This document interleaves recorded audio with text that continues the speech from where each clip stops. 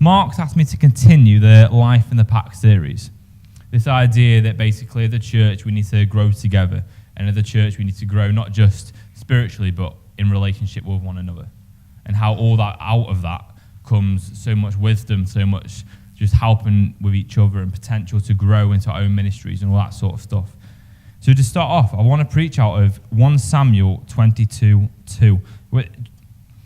It's only a short verse, but all those who were in distress or in debt or bitter gathered around him, and he became their commander.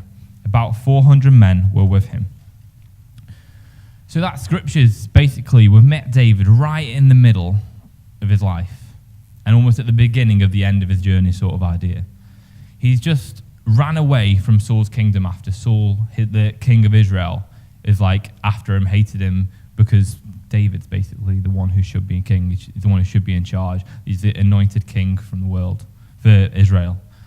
And he's had to run away because Saul's after him. He's been chasing him down with spears. He's been after to kill him. And David ran away, and he ran into the cave of Adullam. And while he was there, as I just read, people came to him. He didn't get alone. He didn't ask for these people, as far as I'm aware. He didn't put a big poster outside saying, for hire. It was just people came to him.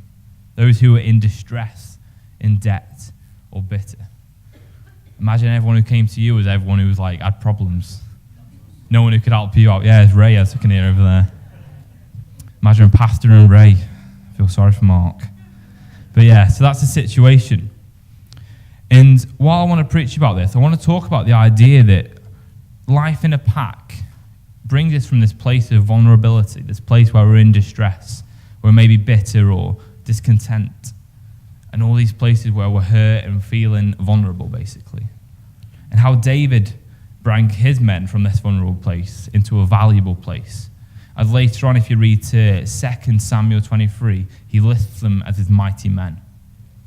How did he take these people who were in distress, who were bitter, these vulnerable people, and turn them into valuable people, people who were mighty men, people who were going to take the kingdom with him, who were going to help him become king finally and win those battles.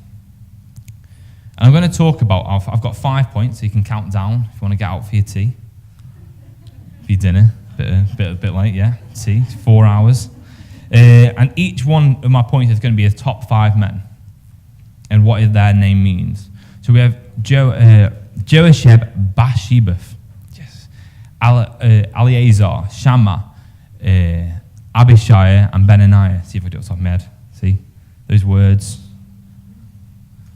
And talk about each one and show you how we personally can be vulnerable and become valuable, or take other people in this church community and take them from a vulnerable place to a valuable place.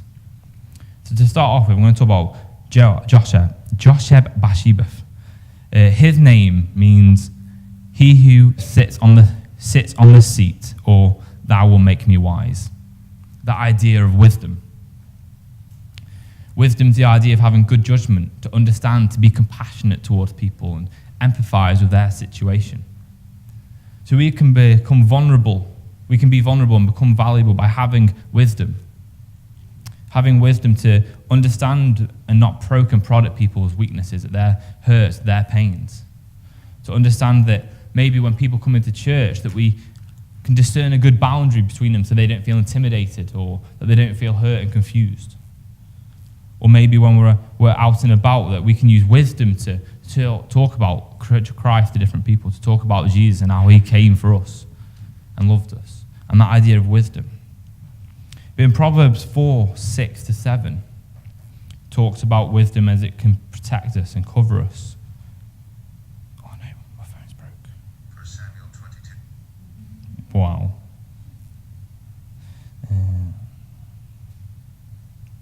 Sorry about this. There we go. For do not say wisdom, and she will protect you. Love her, and she will watch over you.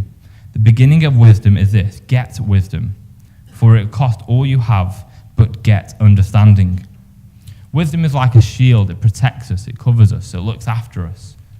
It can put us in a place where we're able to come in and help other people see their hurts and see their pains, and we can protect them and cover them like a shield. How we can love on them as wisdom does.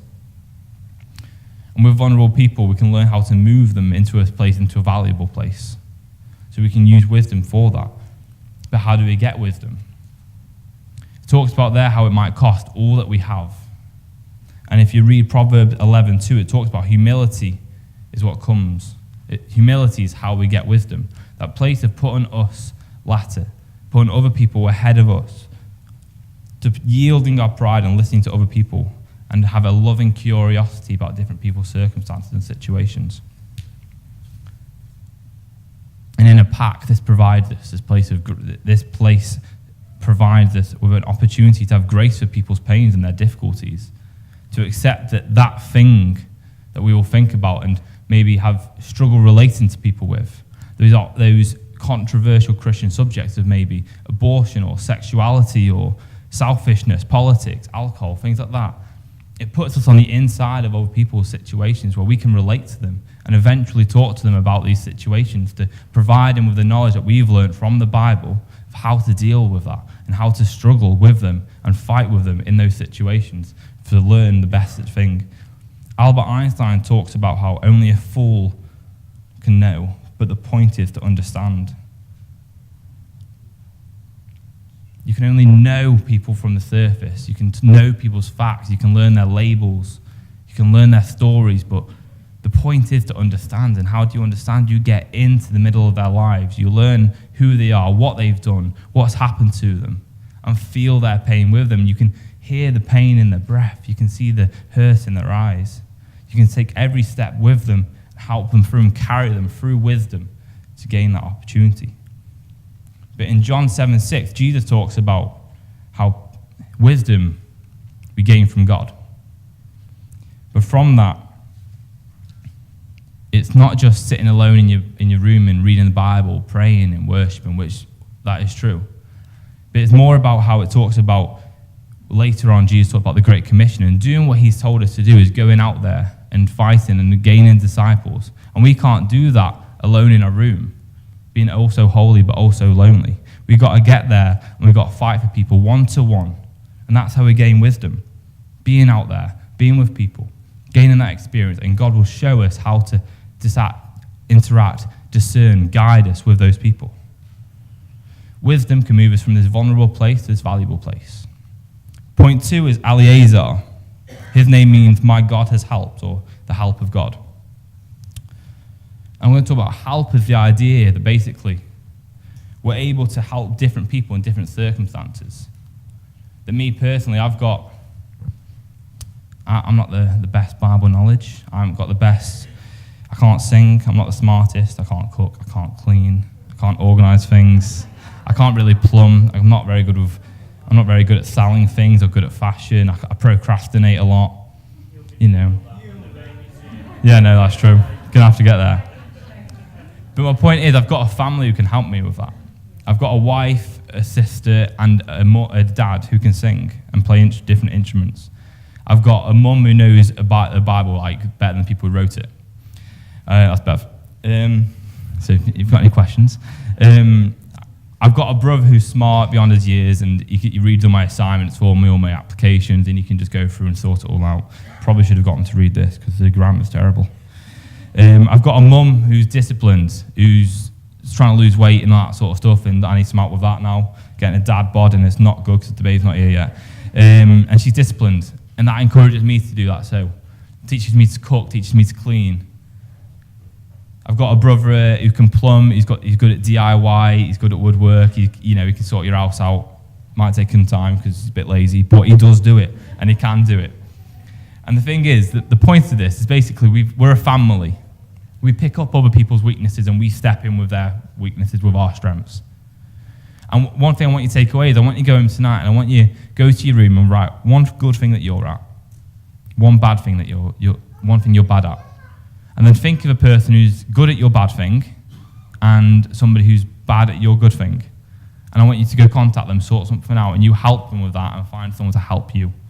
Because help isn't just the idea of us going to help out people, but we allow people to help us.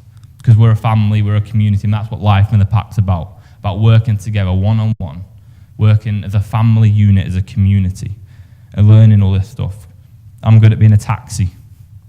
So So my family used me for that. I'm good at woodwork, so I help people out. I try and be funny, and I try and be joyful. It doesn't always work, but when it does, it does. I try and be present. I feel like one thing I'm good at doing is trying to be present in people's situations, and even if not saying anything wise or even making them laugh, but just sitting there with them. And that's something I feel like I can do.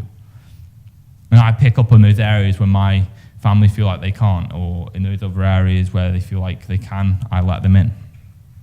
But that makes us vulnerable.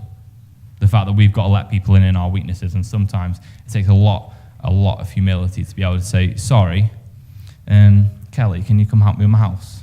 That's quite a hard thing to say sometimes. Sometimes it's quite hard to open up and be like, Isaac, don't want to be a comedian around my house because it's a bit depressing. Sort of things like sometimes it's hard to let people in because then they can see where you're weak, they can see your nerves, they can see your pain. And the point is we've got to be a help to people, and we've got to allow help to ourselves. That is how the Bible talks about how one can slay 1,000, but two can slay 10,000. Because you work together, you pick up on your weaknesses and you gain in your strengths. That's how you honor people, that's how you serve people. In the Bible, there's many people who use this as an example. Rahab, she let people into the city when they had no position in the city.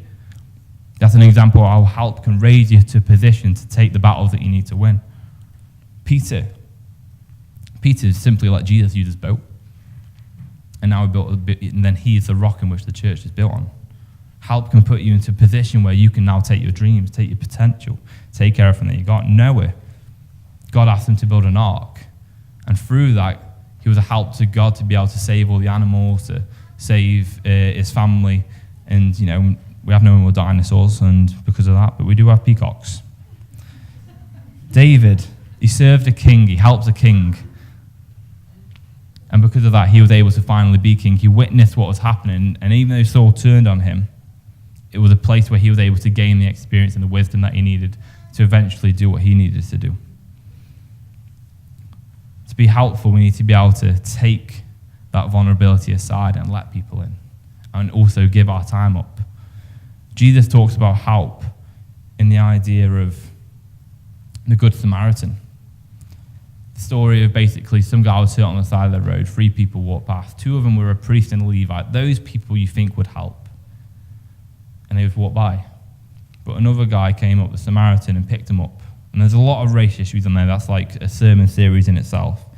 But Martin Luther King Jr. said about it that the 2 that walked by asked themselves the question of, if I stop to ask this man, what will happen to me? They were thinking about their time, their energy, their money. They were thinking about what's going to happen to me. But the Samaritan asked, if I do not stop to help this man, what will happen to him? You see, what will happen to those around you if you don't help them?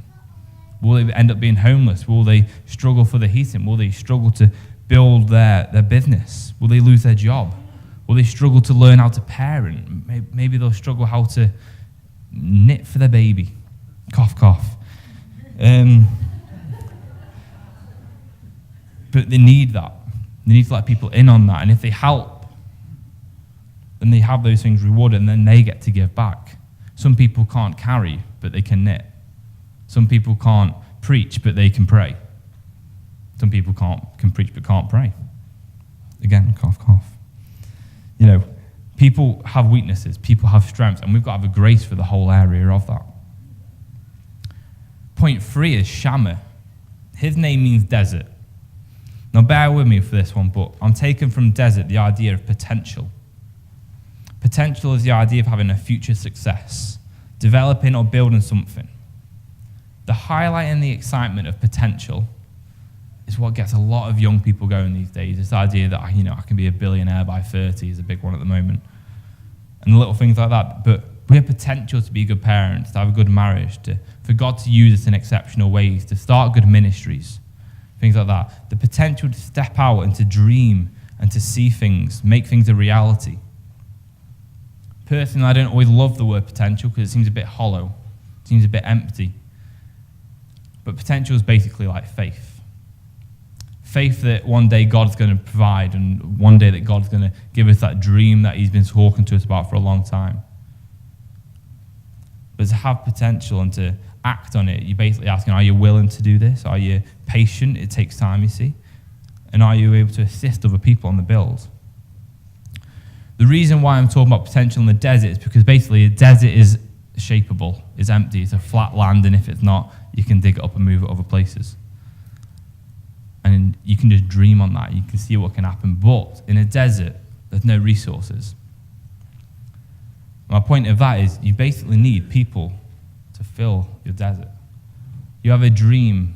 A lot of people have a dream in their hearts. And God's always doing something in people's lives. But you can't do it on your own. You need resources. You need other people to come in, step in, and show you how to build, and show you, provide you with some wood, provide you with some hands, provide you with some time, provide you with some finance. Potential. Potential is unpredictable. There's so much hope within it, but there's no stability. Mark has potential in me. I could fail. I could fall. I could never do the things that I feel like I'm going to be called to do. But Mark trusts in that. He has faith in me. He has faith in God that he's not wasting his time. He invests in me. He sets his time aside for me. But like I said, I may never fully embrace what he's doing. Potential is questionable. But are you willing to step out in that potential? Are you going to try and give it all that you've got? Give it every breath, every beat, every part of you focused towards that. In a life in the pack, that relates to the idea that we need other people around us, like I said, other people to lift us up, to carry us, to put us down. Lions, like when their little cubs bite them, they roar louder than like when they're under attack. And the idea of that is they want to encourage their little babies to carry on fighting, carry on biting, carry on hurting. So when their little cubs come up and bite them on the bum, they scream. And that's what we need to be doing in here. That idea that when our family and our friends are doing those little bites, when they're doing those little encouragements, these little things, that we scream and we encourage them, we push them forward, and we set them ready for a place to finally step out, so when they get old enough, they're able to grab what they've got. The Bible talks about this many times in Ephesians 3:20, where now to him is able to ask, think, or imagine according to the power that is at work in us. For I know the plans I have for you, that declares the Lord, plans for wealth and not for evil, to give you hope and a future. Jeremiah 29:11. Philippians 4:13, I can do all things through Christ who strengthens me. All these things revolve around the idea that finally we're going to get a place and we've got a goal and there's potential within us because God's already designed us, he's already equipped us, and he's put people around us to prepare us for that place. Potential. And Jesus talked about potential and the idea of the talents, and the idea that an owner gave three sets of talents to three different people, and he went away on his journey. And two of them made something of that money. Two of them went out, became businessmen, doubled their money, doubled their investment. One of them dug it and left it alone. And the owner came back and he doubled again the talent that the two doubled. But the one that he left nothing, he was angry at him. And now you can defend him. You can say he maybe had a lack of creativity or lack of business skills or didn't have the knowledge, didn't have the time. But the point is that they are all excuses. And if we step out, and that guy did have a gift in some area, I can guarantee, as all of us have gifts, all of us have talents. And he could have just stepped out into that. He could have stepped out into trying at least. And even if he lost the money, I personally believe the owner was more mad for not trying than if he gave all his money away. Potential is like the idea of a bow and arrow. That when you aim at something, you stretch it back, and it's how far is in this stretch, how far are you willing to stretch yourself before letting go, and that arrow goes the distance that you stretch. If you just let go, it will just fall to the floor, but if you pull it as far as you can, it's going to go for miles. Do you have that stretch within you? Winston Churchill talks about how potential is about continuous effort, not strength nor intellect. Continuous effort. That's the key to unlocking potential. Point 4 is Abishai, the gift from God. His name means the gift from God. But what is a gift? A gift is something that's freely and willingly given. Our gifts are not skills or abilities. Our gifts are the skills and abilities that are given to us, the opportunity to improve, the opportunity to develop. And we get to give that to everyone else around us. We get to give those gifts to everyone around us.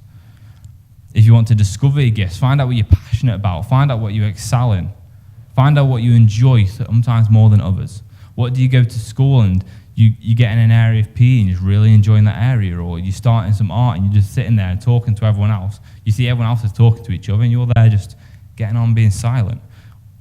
What are those areas that you enjoy? What are those areas that you're passionate about? Gifts can be anything. They can be trades. They can be, like I said, plumbing, woodwork, or anything like that. It can be administrative tasks. It could be setting. It could be preaching. It could be enjoying time with your friends. It can be anything. But what do you enjoy? What are you passionate about? Your gifts can be anything. And just like help, this links in quite closely. You give that time and you give that help to other people in these gifts that you're good at, in these areas that you're strong in. But sometimes I personally feel like gifts, we are the gift. As individuals, we are a gift to people. We provide friendship. We provide love. Even Billy Graham once said that a true sense of security comes from true love. And I believe that true love is from within, that is ourselves. We are that gift to the world as individuals. There are endless films, endless poems, endless novels, endless Bible scriptures on the idea that we ourselves are enough, and from that we are a gift. How does that relate to life in the pack? Well, we give our gifts. We grow in our ministries. We feel like God's calling us to something, and we step out in that. Like Adam and Mal do in the Bible course, the marriage course. Or Kelly starting the Connect course, the Connect team. Different people like this, different ministries, different gifts, different gifts, different gifts. Find out what you're good at and start growing in that. Set up a new course, set up a ministry, set up something that you're good at. It can be something in the community, it doesn't have to be something Jesus related. It's just something you're good at that you can start using to start growing other people, to grow yourself, help people out, help the homeless. I personally believe that the local church is the only organisation in the world that can truly help every type of person, that can truly bring people out of a rut and bring them into a church. And even if they don't get saved, they'll at least get happier, they'll at least get easier, they'll at least see love in work, in action. Now, this is a vulnerable area because people these days, they never see their own gift, and that itself is quite rare if they do. They usually look at other people, they see what they want in other people, they see that they want to be the funny one, that they want to maybe be the preacher or the famous guy, the rich one. And they very rarely look in themselves and see that this is the gift that I hold. How am I going to present this to the world? That itself is a vulnerable way to give. We just compare ourselves continuously with anyone and everyone. But a gift that's never used is simply like a box. We never open it up to see what's inside, and we never get to use our toys. In the Bible, there's the story of a little boy who had a gift. Jesus was preaching to over 5,000 people. And he was struggling because basically they were hungry, and hungry people are not good people. They get loud and they get rowdy. So his disciples had an idea of basically, send him out into the towns and let's get him some food. But Jesus was like, fellas, we got all we need here. He looked around and he saw a little boy with a little lunch. And he was like, that was enough. Sometimes we feel like our personal supply isn't good enough for the need that is out there. We look at the gift that we have and we don't think that gift isn't good enough for the relation to the need. We look at our community and how it needs to be changed by a giant impact and don't think that our little lunch, our little gift could be a starting place for that. But Jesus is in the ministry to be able to change that around, to double in comparison and multiplying and growing those gifts. So if we just step out and if we take a chance with that, he's going to turn those 5 loaves and 2 loaves and 5 fish into all that's going to feed those 5,000 people. We could feed our community. We could feed our church. We could feed the world. Drastic. But are you able to submit your gift? Are you able to surrender it to God or to the church and give it to a gift that people is now fresh to use or people can develop. The final one is Benaniah, which means God built. The idea of building and the idea that building is constructing something or constructing people, or in building in this context, I'm going to talk about that God has built us. That we are designed perfectly and with everything that we need to be able to grow. That we are got everything we need to be able to grow this community, grow this church. He talks about that in Hebrews when we talk about how he is the author and perfecter of our faith, and how we are fearfully and wonderfully made, that God designed us and built us to be exactly who we are and to be enough. This light is meant to shine, this idea that we are on a hill, a city on a hill, or a lampstand on a hill, this idea that we are at the top and people are looking at us, and we've got to demonstrate God to people. He asked us to be a church. Now we are that church. Or do you struggle to give? Do you struggle to allow God in to build you up? We've got to be a representation of God to people. We've got to fight for people. We've got to show them what to do. We need to learn that this world is more than just these four walls. It's big and it's vast, and there's a lot of work to do. But people crave what they search for. People crave this love, this generosity. They crave that and they search for that. And when they find it, they fight to stay in it. Miguel, Abby's boyfriend, was talking to me the other day how he loves our family. And he loves to come around our house because he loves to see how happy we all are together. And that love that we all have with each other. And the happiness and love. And he's hated that I'm going to point him out. But, oh well. This process makes us vulnerable, but over time it makes us stand strong and say that we are uncomfortable. But we're glad in that.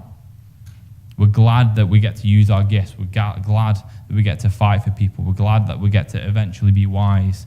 We're glad, and we've got to be joyful in these areas. Warren Buffett, one of the richest people in America, said, "Predicting rain doesn't count, but building arcs do." Our job isn't about trying to fix our problems or trying to have everything mapped out and planned for the future. Our job is to be obedient to God. Our job is to sit there and do what we're told. And if a flood comes or not, we're ready for the storm. We're ready for that to come. We've got to submit to God. We've got to serve him in that, and then we will survive the flood. What did David do with all his mighty men? He took them from a place of vulnerability to a valuable place. He was wise, that's why he attracted them. He was helpful. He had potential. He allowed God to build him up. And over time, that's what he did to them. And for this preach, I'm not going to have a massive response, but one thing that I feel like is really important is that if you're not connected in a life group or a life team, that you come talk to Mark or Liz or me or Roger in the purple shirt, bright purple shirt, colour of the Holy Spirit, Roger. Or talk to Kelly or somebody in a life team to try and get you interactive with serving for the community. Or talk to Mark and Liz about how you can develop your ministry and bring them out. And let's try and connect together. Let's grow together. Who knows your sins? Who knows your dark places? Who knows everything that's hidden within inside you? Who knows? We need to start connecting. We need to start bonding. So that's the response. I want you to go away and find out what you can do and start serving and start loving on people.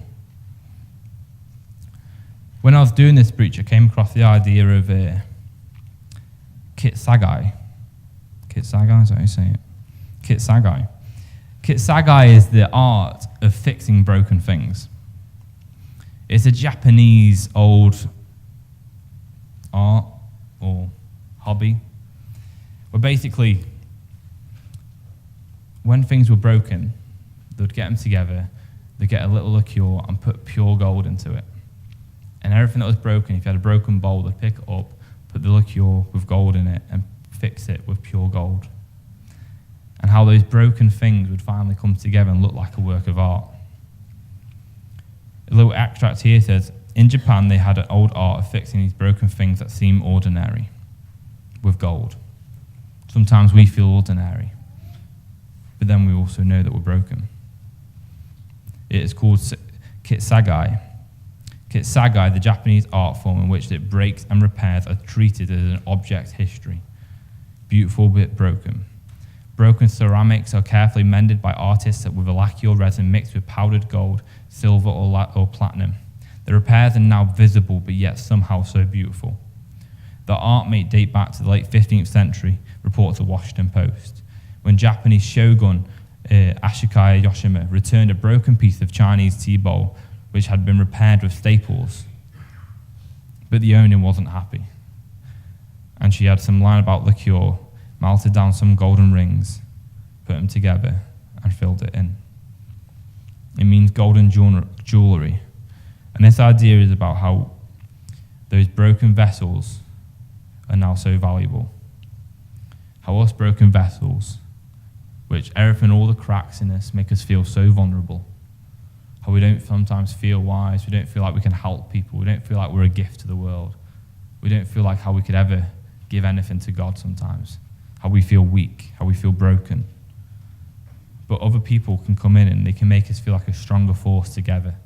They can help us fill our cracks. God makes us whole, but people make us a stronger force. They help us to slay 10,000, as the Bible says. And what was once vulnerable is now also valuable.